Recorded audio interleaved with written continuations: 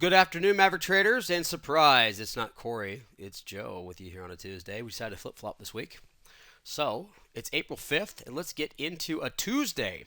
It's a fun Tuesday because one of my favorite little patterns the market likes to do every once in a while is called a flip-flop, right? They give you a beautiful confirmation of a higher, or in this case, a bull pullback, and then they take it all away from you. It's a little bit of a mind game, but it still holds true when it comes to the overall chart. So I'm going to give you my 2 cents of this little theory, and it is a theory. So take responsibility for the outcome of whatever you decide to follow along with. So let's jump into it because it's a fun little thing that can, it really makes you bear down and follow your overall market direction. But if you're a day trader, my Monday morning guys, you're not feeling too good, especially at the end of today. So real quick, let's break down the market performance. Dow, S&P, NASDAQ, Russell 2000, oil, gas, everything was down. It's just another down day, a little bit of a pullback when you take a look at some of these charts. Dow down slightly, the S&P, about 1.125%, and the NASDAQ itself down 2.25%, which was the biggest gainer yesterday. Ipso facto, right? It's kind of funny because this is that hand wash or that back forth or push pull, I like to refer to it as. Oil and gold, respectively, down 2.95% on oil. That was when I pulled these guys. Oil and gold both trade their futures, so they might move a little bit off these numbers. But the markets continue along, a little change in headlines. They just continue doing what they're doing. The U.S. economic issues remain, and Russia-Ukraine is kind of the same idea. I guess they decided not to attack the capital and move elsewhere. It doesn't matter. Russia's still in there causing a muck. So the advanced decline line, excuse me, folks, skewed specifically to the bear side, and you would expect that on a day like we had today. Now the 50-day MA is 50-50. So I thought that was pretty cool that even though we had the majority of the stocks lower today, a pretty good surge down, right? When I see a 50-50 MA above the 50-50, that's hard to say, folks. That's a lot of 50s in there. It just means that these pullbacks, a lot of the stocks that pulled back today were able to stay strong, meaning above their 50-day moving average, which leads me to believe this move to the downside was on a select amount of stocks. Just like yesterday's move was was on a select amount of stocks. So let's take a look at the overall charts themselves. Beautiful confirmation of a bull pullback yesterday. It doesn't get any better than that. I'll have to echo what Rob said. It doesn't. It was a Marubozu on close, meaning it closed on its highs.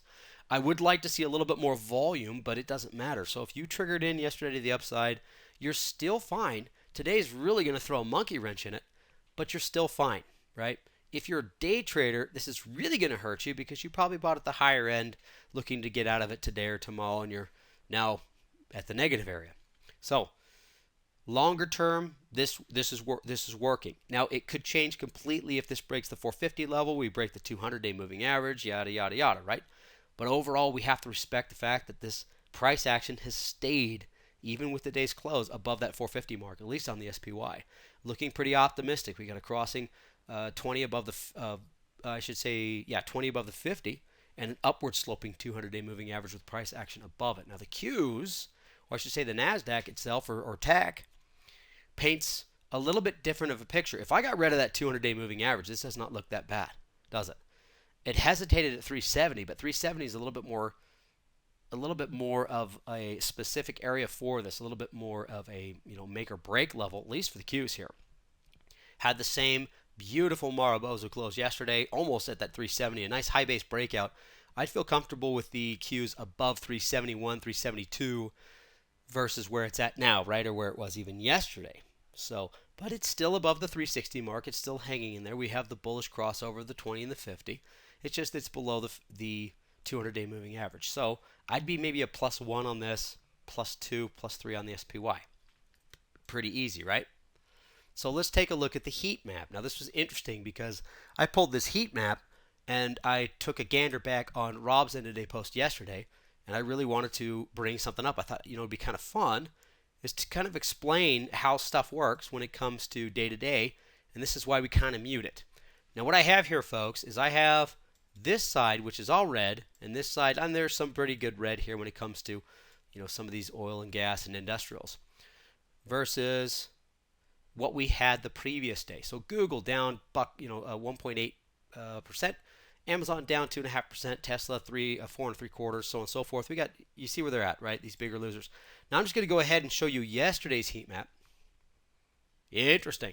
If I was to draw those exact same lines, what was most red was most green. So let me do that again, just for fun, if I can do it. Oh, there it is today.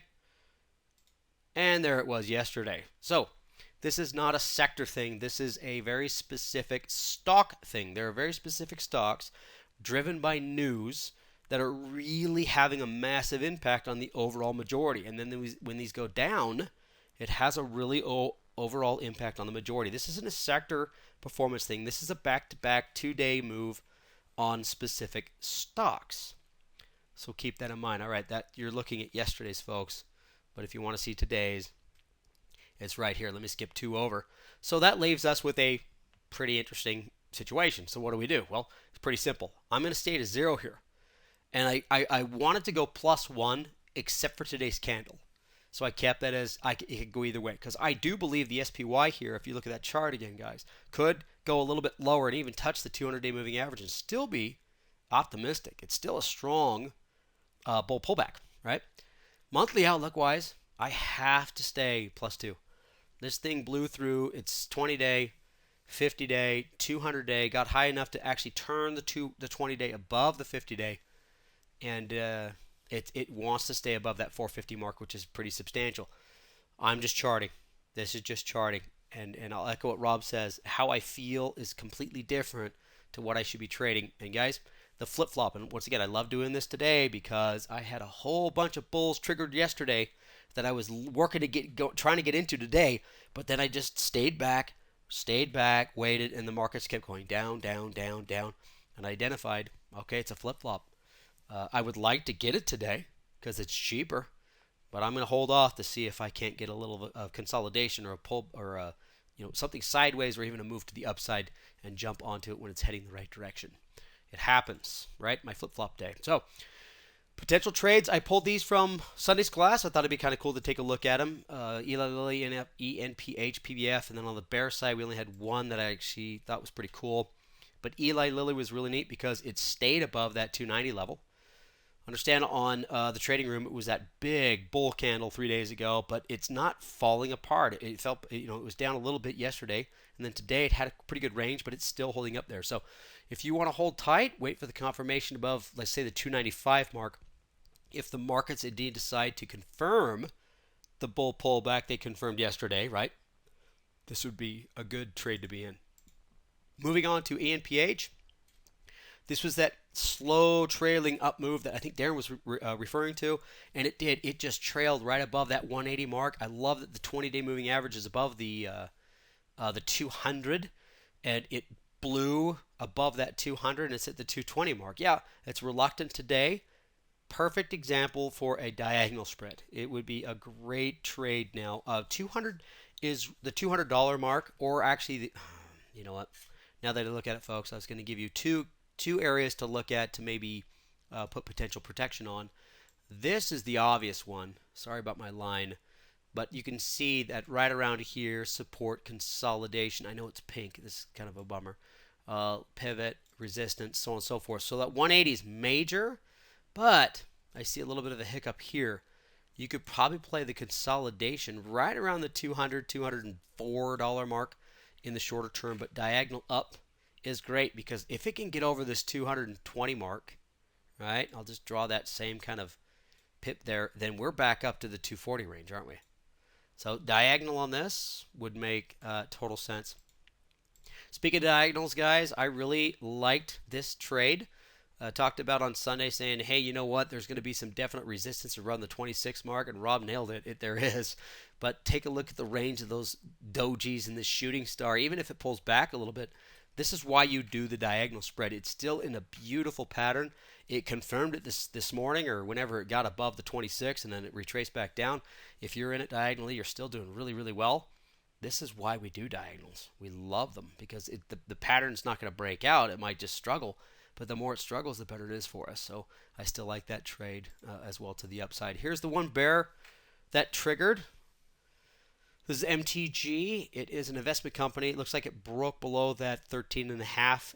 It even yesterday with the move up the markets move up. This didn't participate. Once again, it was very specific to companies that kind of drag the whole, all boats rise with a rising tide. Yeah, but they don't stay there. So keep that in mind. The main focus is probably going to be, oh geez, what do you want to call that, guys? I'm looking at this low here set end of December, mid-December. Right around the 1325 mark is where it's going to have a nice confirmation of a breakdown. Once again, a diagonal spread if you guys don't want to get into it too early. So the push-pull over the last 2 days is in the markets. There's nothing really gained or lost. I really don't want you to look past it. The biggest companies went up, the biggest companies went down. It was enough to really have a pretty good impact when it comes to changing the overall market direction. I've had the conversation slash debate argument of for 8 years that there are way too big of companies out there representing way too much of the sector to actually give any investor an even feel of what's really going on. I mean, Google, Microsoft, Amazon, Tesla. I mean, I just said that's about half of what the Q's is, probably. So it's one of those things where you're not getting this equal representation. But we'll that's down the road. Who cares? But keep in mind that when you do see these guys take a big breath up, they're going to exhale, and it's going to cause this big up day and then a huge down day to follow it. So most of the action is specific to larger companies, news-driven. Elon Musk comes in, takes a massive share into Twitter, for whatever his reasons are.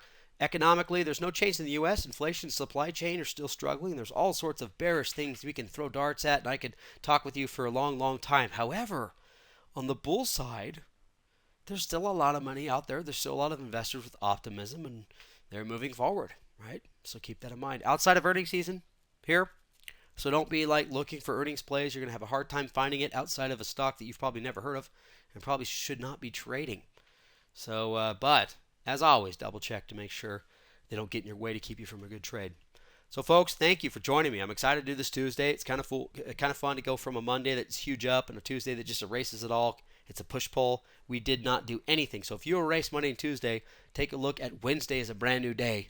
Based on Friday's candle, you're going to have a more objective mind when it comes to your next set of trades. Thanks for joining me, folks. As always, we'll talk to you next time. Bye, everyone.